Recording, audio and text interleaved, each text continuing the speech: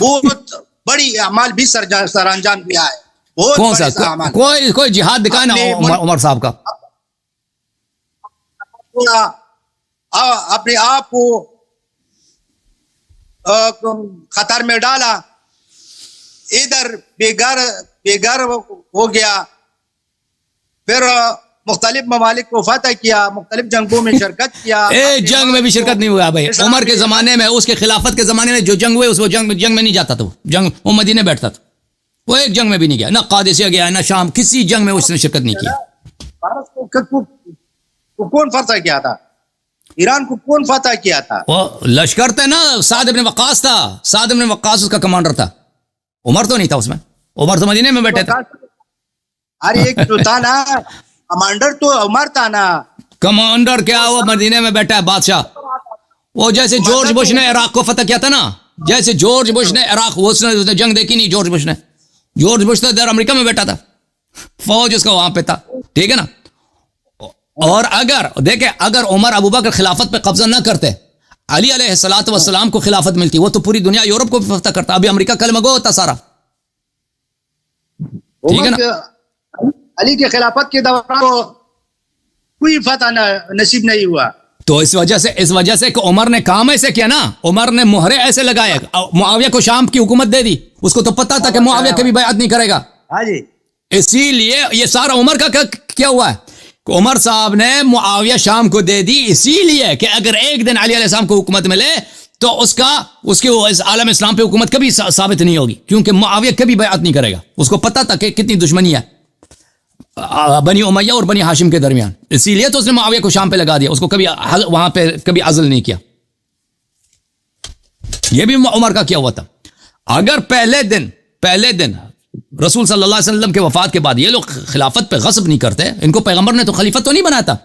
خلافت تو اہل بیت کا حق تھا. اگر امیر المؤمنین علیہ السلام خلیفہ بنتے تو پورے دنیا پہ آج فرقے ہی نہیں ہوتے. آج دنیا میں شیعہ سنی فلان اتنے ہزاروں فرقے, پوری دنیا سب خلیفہ گو ہوتے. سب دنیا جو ہے آج توحید اور قرآن اور شریعت کے سائے میں ہوتے, اور دنیا میں کوئی گمراہ نہ ہوتا. کیسا ممکن تھا؟ کیسا ممکن تھا؟ کیونکہ نبی صلی اللہ علیہ وسلم اگر 100 سال مزید زندہ رہتے کیا کرتے؟ نبی صلی اللہ علیہ وسلم اگر 100 سال مزید زندہ رہتا ہے کیا کرتا ہے؟ علی علیہ السلام نفس النبی ہے. ٹھیک ہے نا. نبی صلی اللہ علیہ وسلم جو ہی اسلام بڑھنا شروع ہو گیا, ان کی وفات ہو گئی, ان کی شہادت ہو گئی. ٹھیک ہے نا. اگر نبی صلی اللہ علیہ وسلم 10 سال مزید زندہ رہتا ہے, 20 سال زندہ رہتا ہے, 50 سال مزید زندہ رہتا ہے, دنیا میں کتنا نور ہوتا. ٹھیک ہے نا. پوری دنیا کو مسلمان بناتے پیغمبر صلی اللہ علیہ وسلم. وہی کام امیر المومنین ہم کر لیتے.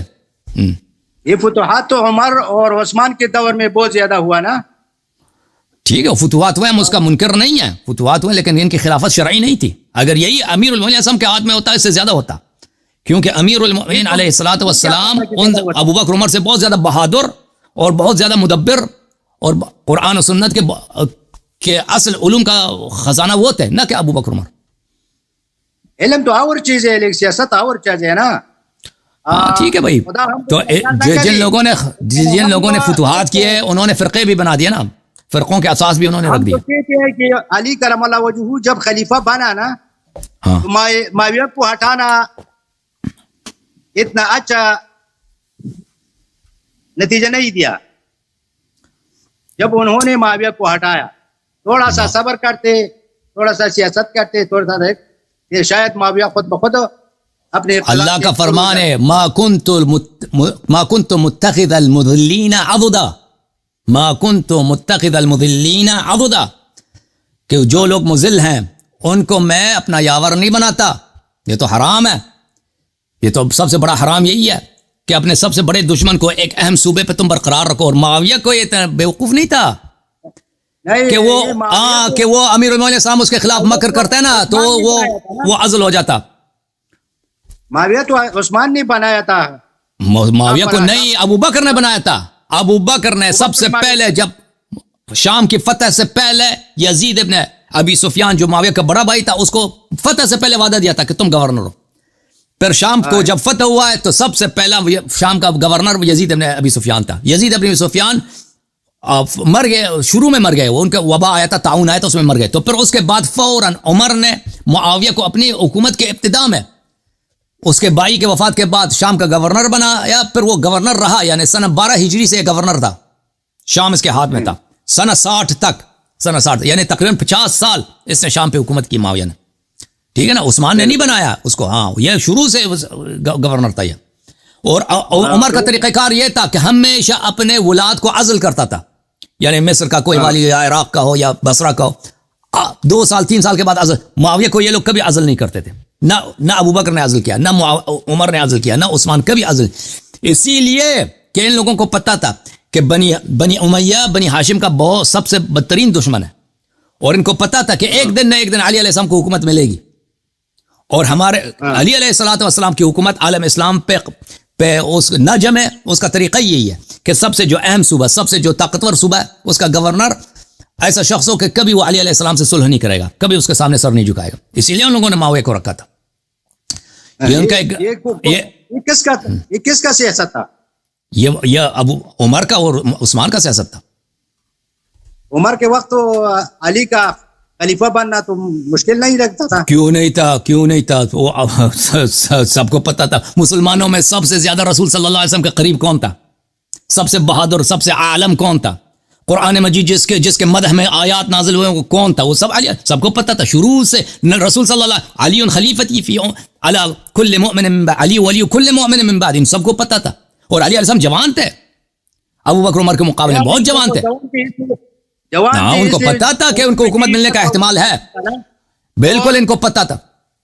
اور دوسرا صحابہ جو تھا نا، عمر خود نے جب شورا بنایا تھا نا، اس میں 6 آدمی کو داخل کیا، تو اس میں علی علیہ السلام تھے. عمر کو بخوبی پتا تھا. یہ عمر کا جو خطبہ ہے نا، اس میں آپ پڑھیں بخاری میں کہ عمار ابن یاسر نے کہا تھا کہ اگر عمر قتل ہو جائیں تو میں فلانے سے بیعت کروں گا. تو پھر عمر نے خطبہ دیا تھا، فلا يختر الا ان بیعت ابی بکر كانت فلتة فلا يخترن احد ان يقول بیعت ابی بکر كانت فلتة وقى الله شرها انها كانت كذلك وقى الله شرها. تو یہ خطبہ جو ابو بکر نے عمر نے دیا تھا، یہ عمار نے کس کے متعلق کہا تھا؟ عمار نے کہا تھا کہ عمر اگر مر جائے یا قتل ہو جائے میں فوراً علی علیہ السلام سے بیعت کروں گا. تو عمر کو ڈر کے ہاں کہ اس کے ساتھ کوئی بیعت نہیں کرے، اس نے فوراً فتویٰ دے دیا کہ جو بغیر مشورے کے بیعت کرتا ہے اس دونوں کو قتل کرو. اس نے یہی تو کہا تھا. عمر کو بخوبی پتا تھا کہ یہ جو امیر المومنین علی علیہ السلام ہے یہ بہت قابل شخصیت ہے، ایک دن کو خلافت ملے گا، اسی لیے انہوں نے معاویہ کو وہاں پہ رکھا تھا. عمر نے تو علی کو اس کمیٹی میں بھی شامل کیا جو خلیفہ کے انتخاب کے لیے بنا تھا، اور عثمان بھی اس میں تھا. بالکل، لیکن اس نے مہرے ایسے رکھے تھے نا، مہرے ایسے رکھے تھے کہ علی علیہ السلام کو ادھر خلافت ناممکن تھا.